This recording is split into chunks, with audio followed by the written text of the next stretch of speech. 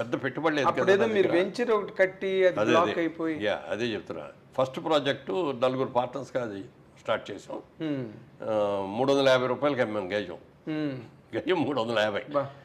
మేడ్చెల్లెళ్ళే రోడ్లో అనమాట, main road పక్కనే. హ్మ్. ఇప్పుడు అది అక్కడ ₹1,00,000 అయింది అది. అవును, అసలు మేడ్చల్ టచ్ చేయలేరండి. ఆ, అవును.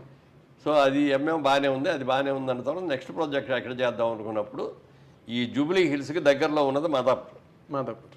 మాదాపూర్లో చేద్దామని ఇక్కడ కొన్నాం అనమాట. హ్మ్. ఇక్కడ 30-40 ఏకర్స్ కొన్నాం. కొన్ని లేఅవుట్ చేయటం అప్పుడు బిల్డింగ్ల కన్స్ట్రక్షన్ లేదు. అవును. అది ₹750 అట్లా అమ్మాం. ఇవాళ 2 లక్షలు ఉంది అది. అవును. కొనుక్కున్న వాళ్ళందరూ బ్రహ్మాండమైన హ్యాపీ. చాలా అయ్యో మనం ఉంచుకుంటే మనకే మిగిలేదు కానీ ఏ రోజు నేను అనుకోలే. అనుకోలేదు. మన దగ్గర ఉన్న డబ్బులు కొన్నాం, డెవలప్ చేసాం, అమ్మేసాం. ఆ లాభం తీసుకున్నాం, ఇంకోటి కొన్నాం. ఇంకో చోట అట్లా ఇన్వెస్ట్ చేసుకుంటమే చేసుకుంటాం. తప్ప ఇది ఉంచుకుందాం అనేది లేదు. హ్మ్. సో అందుకని నా దగ్గరకు వచ్చిన కస్టమర్ ఎంత హ్యాపీగా ఉంటే నేను అంతకంటే ఎక్కువ హ్యాపీగా ఉంటాను.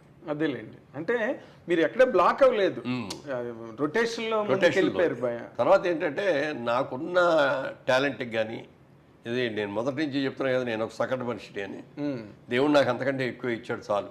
అవును, కోరుకున్నది కోరుకుంది కూడా ఇచ్చాడు. కోరుకుంది కూడా ఇచ్చాడు దేవుడు, చాలు అనుకున్నాను తప్ప అందుకని ఎక్కడ నెగిటివ్ థాట్ అనేది రాలేదు. తర్వాత నేను ఎప్పుడు పాజిటివ్ థింకింగ్. ప్రతిదీ ఏ విషయం ఇచ్చినా ఏ